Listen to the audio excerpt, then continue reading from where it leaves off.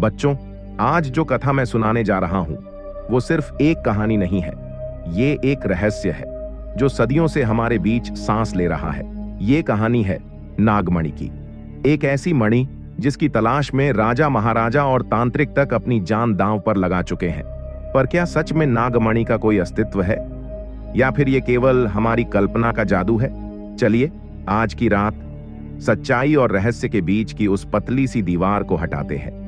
सदियों पहले जब भारत की भूमि जंगलों, पर्वतों और रहस्यमयी गुफाओं से घिरी हुई थी, एक कथा हवा में तैरती थी। कहते हैं कभी कभी रात के सन्नाटे में जंगलों के बीच एक तेज चमक दिखाई देती थी, जैसे किसी ने अग्नि की बूंद जमीन पर रख दी हो।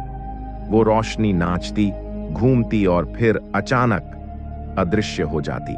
गांव वालों ने इसे नागमणि कहा, नागों की सबसे कीमती धरोहर। वो मणि जिसे इच्छाधारी नाग अपने मस्तक पर धारण करते हैं। पर वो मणि कोई आम पत्थर नहीं थी। वो ऊर्जा थी जिसमें जीवन देने की शक्ति थी, मृत्यु को टालने की क्षमता और विष को अमृत में बदलने का रहस्य। कहा जाता है कि ये मणि उस नाग वंश की अमूल्य थाती है जिसे बचाने के लिए इच्छाधारी नाग और नागिन अपने प्राण तक न्यौछावर कर देते हैं। तुमने फिल्मों में देखा होगा कि नागिन अपने नाग के मरने पर बदला लेती है, लेकिन वो सिर्फ बदला नहीं होता, वो प्रतिज्ञा होती है, संरक्षण की। नागमणि को पाने का अर्थ होता है एक ऐसे श्राप से बंध जाना जिससे कोई बच नहीं सकता। प्राचीन ग्रंथों में लिखा है, जब स्वाति नक्षत्र की बारिश की बूंदें धरती पर गिरती हैं और वो बूंद किसी नाग के मुख में समा जाएं, तो वो एक दिव्य मणि में परिवर्तित हो जाती है। उसी क्षण जन्म लेती है नागमणि। ऋषियों का मानना था कि यह मणि रोग हर सकती है, अंधकार मिटा सकती है और इसे धारण करने वाला अमृतत्व की ओर बढ़ सकता है। इसीलिए राजा, तांत्रिक, साधु, सन्यासी, यहां तक कि चोरों तक ने इस मणि के पीछे जीवन लुटा दिया। अब बच्चों, एक सवाल जो हर दिल में उठता है, क्या इच्छाधारी नाग नागिन इंसान का रूप ले सकते हैं?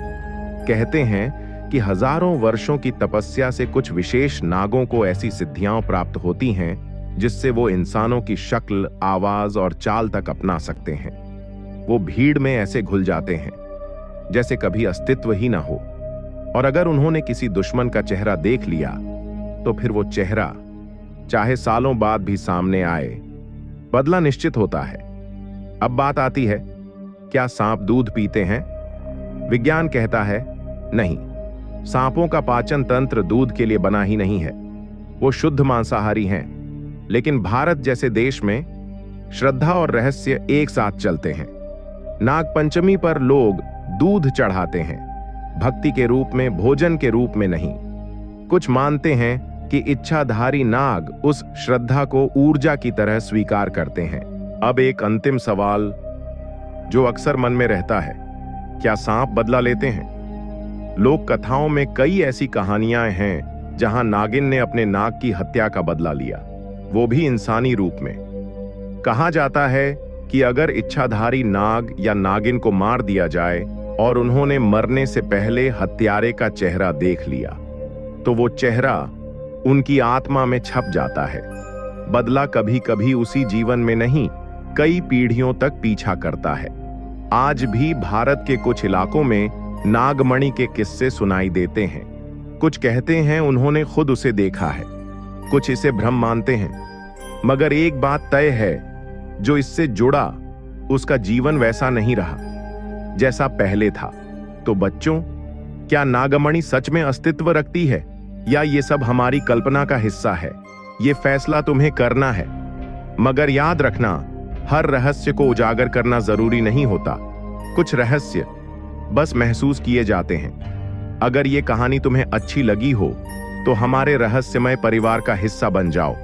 सब्सक्राइब वाला वो जादुई बटन दबा दो ताकि अगली बार जब हम कोई और रहस्य खोलें तो तुम सबसे पहले सुनो। और हां बच्चों, फिर मिलेंगे अगली बार एक और अनकहे अनजाने रहस्य के साथ।